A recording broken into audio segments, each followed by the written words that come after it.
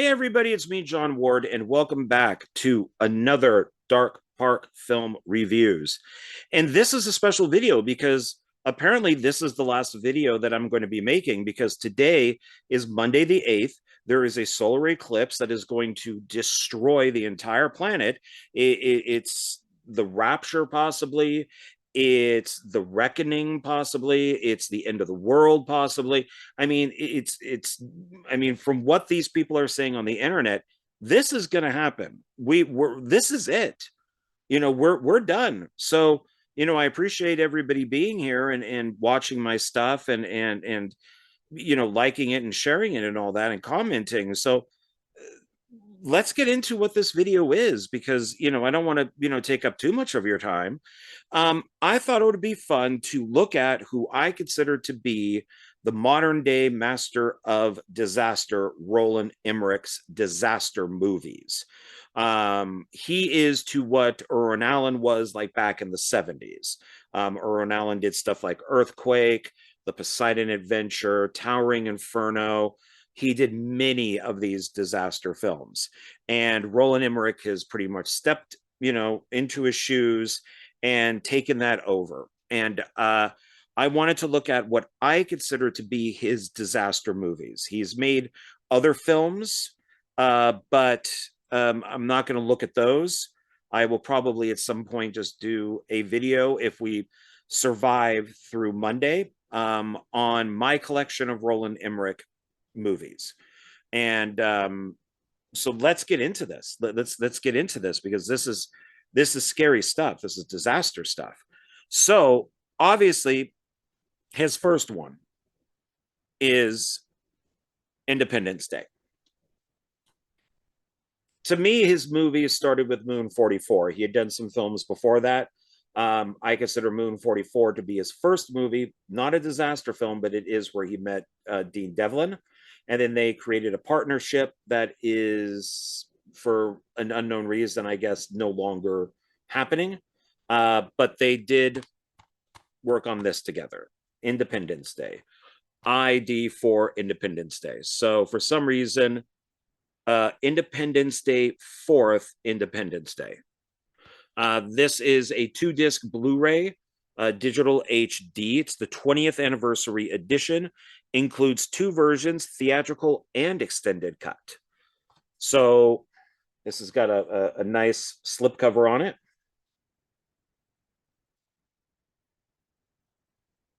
And let's take that off here. We got it here. And the special features on this disc 1 are combat review, ID4 data stream. Sorry, this is tiny. Trivia track theatrical version. Commentary by Roland Emmerich and Dean Devlin, theatrical and extended cut. Commentary by Oscar-winning special effects supervisors. And then disc 2 is all new 30-minute documentary, Independence Day, a legacy surging forward. Gag reel, creating reality, ID4 invasion mockumentary, the making of ID4, monitor Earth broadcasts, and gallery. Wow. Okay. This is a newly restored for an encounter like never before.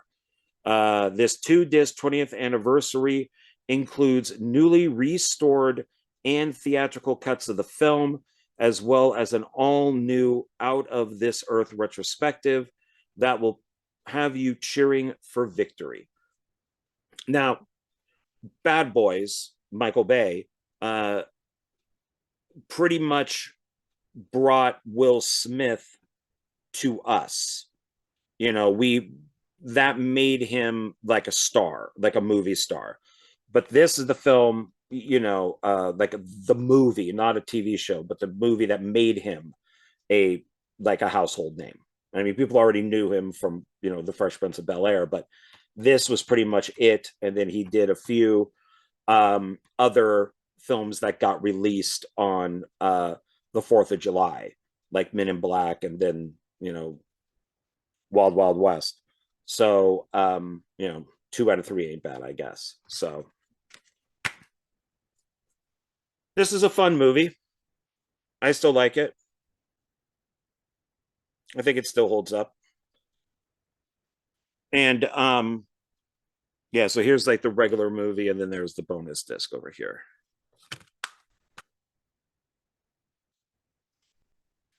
But then they had so much success with this and were probably given so much power that they could just do whatever they wanted to next. We got Godzilla. This is a disaster film in more than one way. So this was I am a huge Godzilla fan. This is not Godzilla. Even the Toho Godzilla movies, from Japan, they don't even call this Godzilla. They just call it Zilla because it just doesn't count. From the creators of Independence Day, I do like its cover, but this is not a good movie. And a lot of it had to do with that Toho would not let them use the likeness of Godzilla. So they had to create their own. So it feels more like a Jurassic Park movie than it does a Godzilla movie. It also has Matthew Broderick as the worm guy, which is lame. And then it has, 2 characters in this, which is like the mayor of New York, and then I don't know, whoever is right below the mayor of New York. They're supposed to be like Siskel and Ebert, because Siskel and Ebert, I think, didn't like Independence Day, and so they made fun of them in this. And the special features on this are visual effects commentary behind the scenes of Godzilla with Charles. God, I cannot read that. Cayman, maybe? It's so tiny. And then they put silver with white on top. All-time best of Godzilla fight scenes. Heroes, music video by the Wallflowers. And it's a Blu-ray exclusives, a digital copy. Oh, who gives a crap?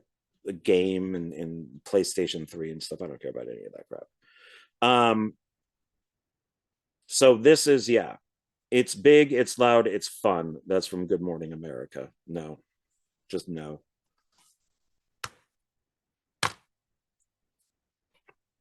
Yeah, I don't really know anybody who likes this movie, especially with look at that. That's not Godzilla.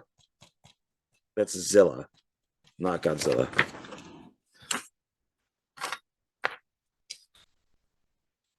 Yeah. Then they had to come back with this one here, which I enjoyed quite a bit. From the director of Independence Day, not from the director of Godzilla, but from the director of Independence Day, The Day After Tomorrow, which I enjoyed. With Roland Emmerich's disaster films, you have to throw all logic out the windows. You cannot use science. You cannot use, in fact, not even a window, out like a garage door. You can't use any sort of logic. You just have to go along for the ride. And as long as you're okay with that, you'll like his movies. Is Dean Devlin still with us here? No, I don't see Dean Devlin's name on this one. Okay. So maybe he had left by this point. And so the special features on this are, let's see, audio commentary from the director and writers, commentary by a different writer and director of photography and film editor and film production designer. Oh, that's a lot of people for for two different audio commentaries. Deleted scenes with optional commentary from the director and the producer. Global warming trivia track. Search content. Personal scene selections. Global warming interactive game. Enhanced for D-Box motion control systems. And theatrical trailer. So global warming interactive game. Godzilla also had a game, but I skipped over it here. Blu-ray exclusives, a digital copy of the film for the PSP via your Blu-ray disc and PlayStation 3. The Ultimate Godzilla multiplayer trivia game and Movie IQ, real-time in-movie information about the cast, crew, music, and production via BD Live. Okay. So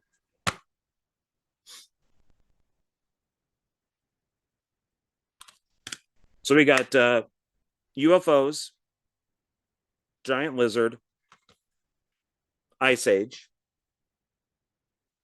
So now let's take this up a couple notches, and that did well enough, to where he had money then to do 2012, which is the end of the world. So some of these are based off of books. Some of them are based off of like Mayan calendars. Some are just based off of wacko conspiracy theories. And apparently Roland Emmerich loves these things and makes movies out of them, which is fine. I really, so far I've enjoyed, well, except for Godzilla, all of these, that we're going to show. Well, almost all of them, plus Godzilla. Yeah. This was tough when I went out and I wanted to buy his films as a director. Godzilla was the only tough one for me to buy, but it was cheap, so why not? But 2012, phenomenal. 2012 is the best disaster movie ever. So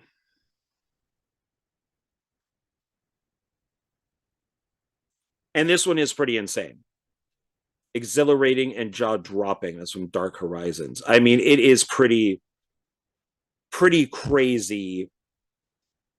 So once again, leaving out Godzilla. From Roland Emmerich, director of Day After Tomorrow and Independence Day.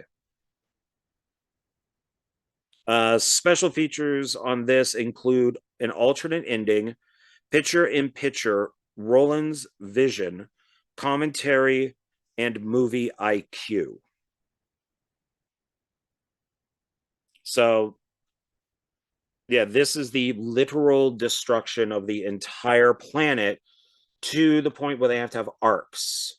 So this even just not like the Mayan calendar, but it also brings in like Bible prophecies and going off of course, the Great Flood, and that the rich people get to survive on an arc, a few arcs, if I remember correctly.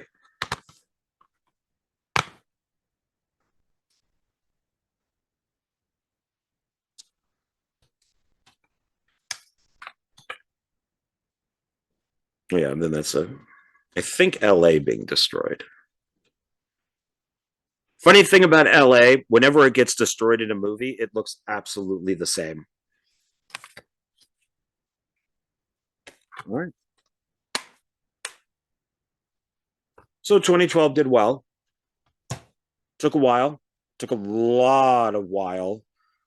And we finally got, which really nobody asked for. I think we asked for it when the first film came out for a couple of years, and then it was never going to happen. And then it happened. and it bombed, and nobody wanted it. This was Roland Emmerich's kind of Avatar, where there were going to be like 5 movies, and all that fell through. So that would be Independence Day Resurgence. This is a tough one because, one, I don't even know where they would have gone after this. So this is a Blu-ray, DVD, digital HD. We had 20 years to prepare, so did they. Why they would want to come back to Earth, I have no idea. And it says here, sequel to the original blockbuster, over 1 hour of explosive extras, including the War of 1996. See back of package for details. Okay, so let's do that. Let's flip it. It says humanity's last stand. And so it has this slipcase, which is nice. It's got one of those kind of reflector ones, which I like. So it's always easier to read stuff when it's like this. Okay, so Blu-ray special features on this are deleted scenes with audio commentary, director's audio commentary, The War of 1996, Another Day, The Making of Independence Day Resurgence, 4-part documentary, gag reel, concept art galleries. It's early. Oh, this is part of the same thing. It's early ABQ, exclamation point. So it's early ABQ. I don't know what that means.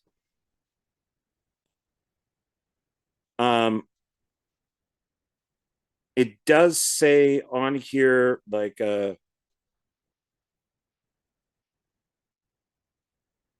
Dean Devlin is listed as a producer. He's also listed as one of the writers for story and screenplay. My guess is the reason why he is listed is probably it is in his contract. I bet he had like nothing to do with this. It was in his, this is probably going off of an old script, and he was under contract. And so they had to list his name. So he made money off of this with probably not doing a thing. There are many problems and questions with this movie. One, if it takes place 20 years later, why is it that, like Jeff Goldblum's character, I think it's in Africa, he goes down to the first time to see one of the crashed alien craft that's kind of come back like to life, and it's like his first time there. That's weird. The stuff with Brent Spiner when he was supposed to be dead in the first movie, he's only in a coma, and then it's a 20-year coma, but yet he just jumps out of bed when he wakes up and starts running all around and stuff like that. He would have no muscles, basically. I mean, just going off the movie The Dead Zone, we saw what Johnny had to go through from just like 5 years in a coma. I do know that the muscles and stuff get massaged and all that, but there's no way what happened with Brett Spiner would have happened. That I don't get that at all. I don't mind the stuff with Bill Pullman, of how he was like all screwed up in the head, since he had that link in the first movie, and I like that he's got the beard, and I think he has to walk with a cane. The idea of the alien mothership, like basically covering, it's like this on Earth, it's like covering like 1/2 of the entire Earth. I'm not sure if I like that. One of the reasons why I think the original Independence Day worked is because people could identify with the characters in the movie. It seemed realistic that if this was an alien invasion, this is how it would happen. And so people could get behind it and kind of cheer for the characters. In this, there really are no likable characters. I think that this probably pandered to other countries. And so we had to have certain people in it to get it to be played in other countries. Um, I do like Jeff Goldblum in this. I mean, he's always good in pretty much everything he does. Um, it with the I just don't know, like, what would they have done if this wasn't the original idea? What would they have done? I get using the alien technology to advance us, so now we have uh uh like we're on the moon with military bases and stuff, waiting for a possible second attack. So now we do have all of this alien technology to where we can, we got the guns, we got the equipment to be able to fly from the earth to the moon easier. uh Everything is now much more like in the future. Basically, it's more, HG Wells, and which makes sense that if you have all this alien technology, you're going to use it to your advantage. And which was one of the, like, I don't know, urban legends or rumors with Hitler in World War II, is that he did find crashed like UFOs in Germany, and their technology was used in his tanks and planes and stuff, which is why uh, his vehicles looked different than other people's. Is because he was using that alien technology to try to win the war. So, I mean, shit, there's a movie right there. Um, so I get what they were doing. I get what they were going for. Um, but it just didn't work, and audiences didn't want it, and it bombed. So yeah, that's pretty much it. I don't think we'll be getting another one. So, and I guess somewhere along the way, even though in Independence Day Resurgence, the stuff still looked really real. Cities being blown up looked real. Tidal waves looked real. The aliens looked real. Including like the giant queen one at the end. He then brought out, and I'm not really sure. In fact, yeah, there's like the queen right there. Um, how he got the money, but he did Moonfall. So, what's another kind of conspiracy theory type of thing that we can go for, and that's that the moon is going to crash into the earth, that the moon is actually a machine, that it's hollow inside. And I'm not going to give away the twist, but the moon is created, that it's that is just like a giant alien machine, and that this creature that the aliens have been at war at are basically kind of forcing it to go off of its orbit, which then is destroying Earth, earthquakes, floods, storms, and forcing it to get closer and closer to Earth to destroy Earth. This has a lot of background. This is also based off of, like I mentioned, like conspiracy theories and stuff like that, which is a great way to go if you want stories. But there is a lot of story in this. There's a lot of history in this. There's a lot of explanation to what is going on. It is simply just not, oh, the moon slipped out of orbit and now it's coming towards the planet, so we need to send astronauts up like an Armageddon to put the moon back on track. There's a lot more to it. And this failed. It failed miserably. Nobody wanted to see it. I enjoyed it as far as like it's almost like a Roland Emmerich spoof. Like the guys who did Scary Movie or something decided to spoof all of, Roland Emmerich's movies, and they made Moonfall. So it definitely seems more like a spoof movie than it does one of his films, but he made it. Um, what's on the special features on here? And this stuff, this stuff has like Halle Berry, Patrick Wilson, um, John Bradley, who I've never seen Game of Thrones, but I guess he was on Game of Thrones. I mean, you got an Academy Award winner. So, but of course, he did make Catwoman. But it's so special features on this audio commentary from writer, producer, director Roland Emmerich and writer, producer, composer Harold Closure, I think is how you say it, or Closure, um, against impossible odds, making Moonfall, exploring the moon, past, present, and future. And all of his movies are kind of long.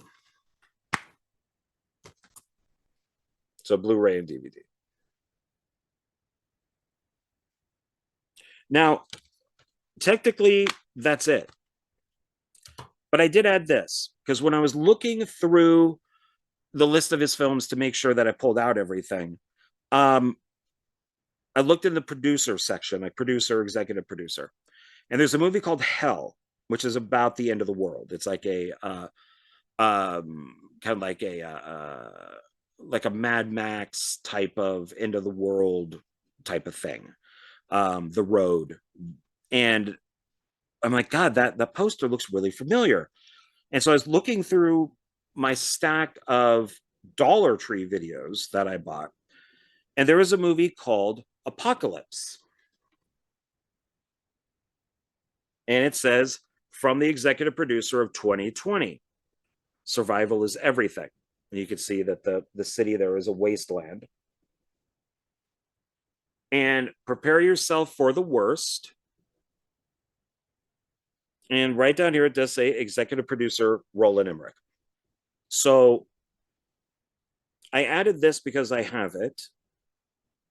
And it does seem to be, oh, here. This film has been released under the name Hell at other retail locations. So I'm guessing somebody like Walmart or whatever didn't like Hell.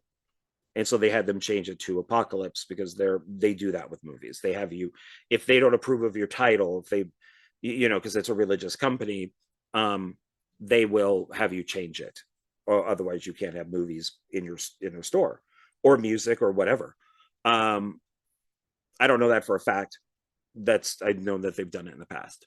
So I thought I would include this one because it is kind of an end of the world apocalypse type of movie. So, and this one does not list any special features at all.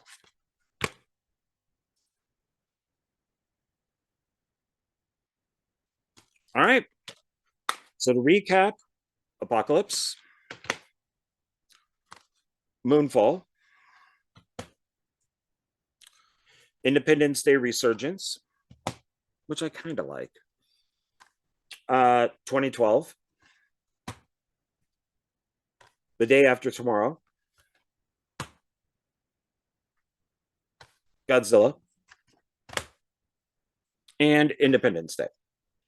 So if we end up surviving today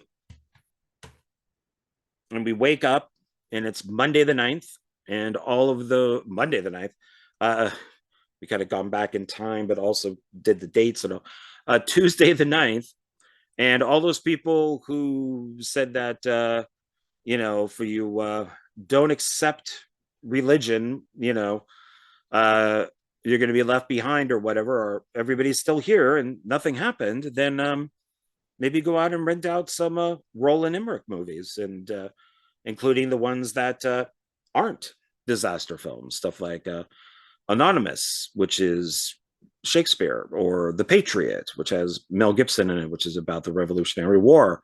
Any films like that, and enjoy still being here on this planet that somebody failed at their rapture, or you know um into the day, or into the world uh predictions. So all right, everybody, thank you, I appreciate it, and you watching this video and everything, and I will talk to you on the next one, or see you on the next one, or whatever I do. All right, bye.